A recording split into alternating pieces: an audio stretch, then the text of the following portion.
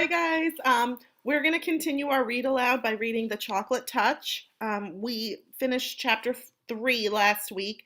I'm sorry I didn't get to read chapter 4 sooner.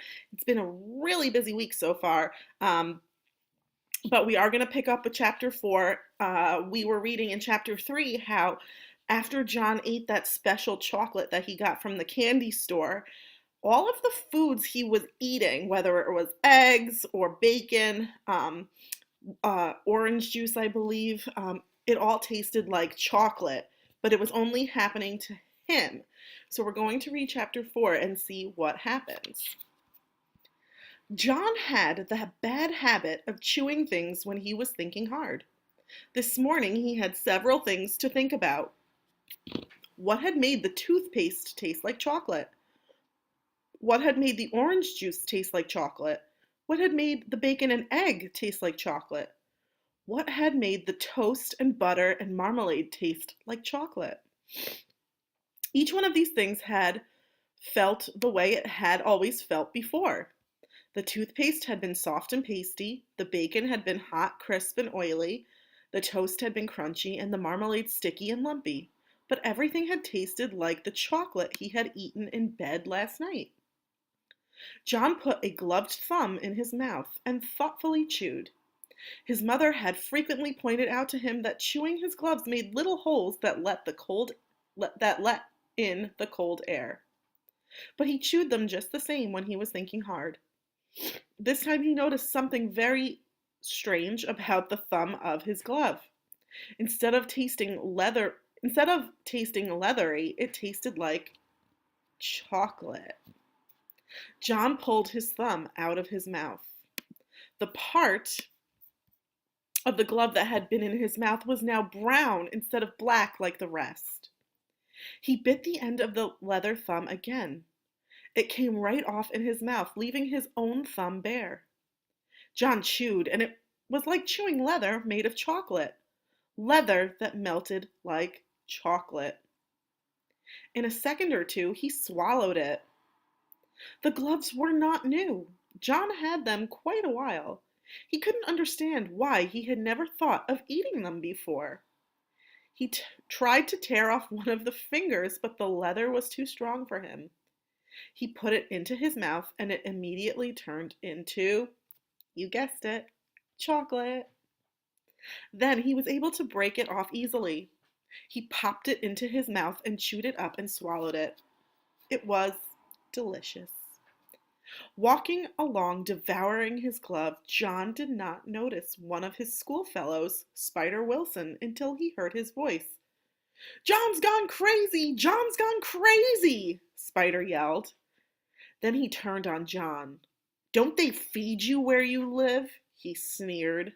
Spider was in the grade just above John's, and was one of the meanest and slyest boys in the whole school.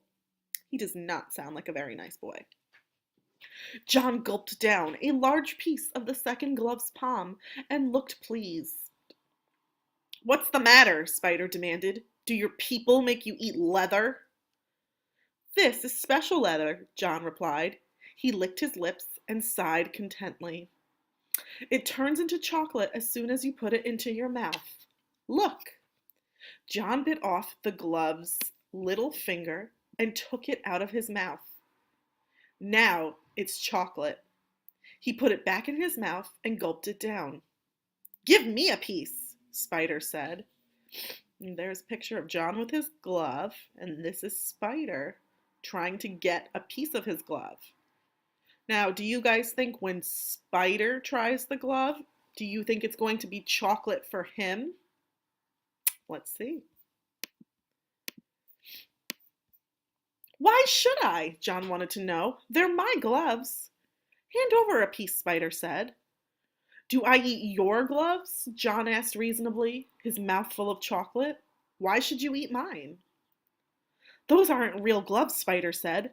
"Whenever one person has candy, he has to share it with others. That's the club rule." "What club?" John asked.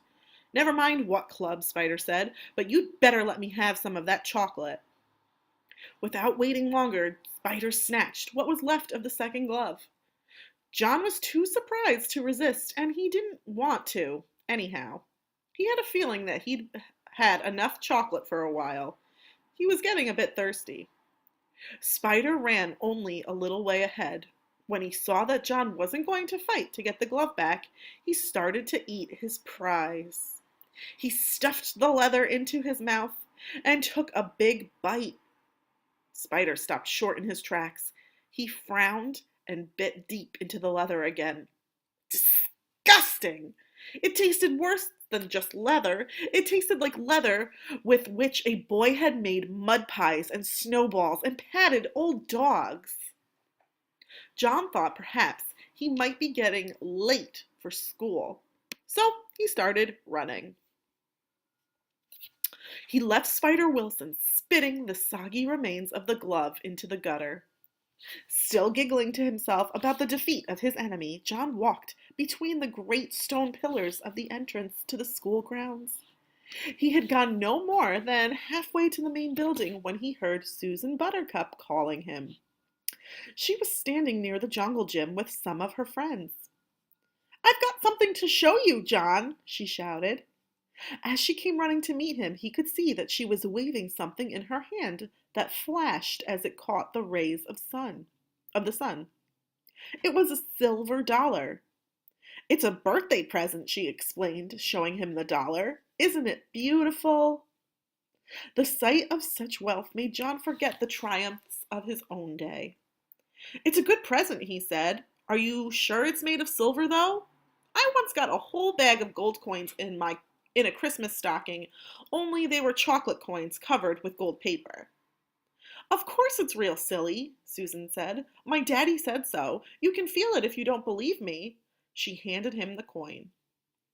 John looked at the coin suspiciously. "All right," said Susan. "Bite it if you think it isn't real. Go on, bite it." John felt rather silly. "I can see it's real now," he said. "I don't have to bite it." "But I want you to," Susan insisted. "You weren't sure." "Well, make sure. That's what they always do on television. When a cowboy wants to make sure a dollar's real, he bites it." What do you guys think is going to happen to this silver coin once John bites it? John put the dollar about halfway into his mouth and reluctantly bit it. His teeth went right through the coin.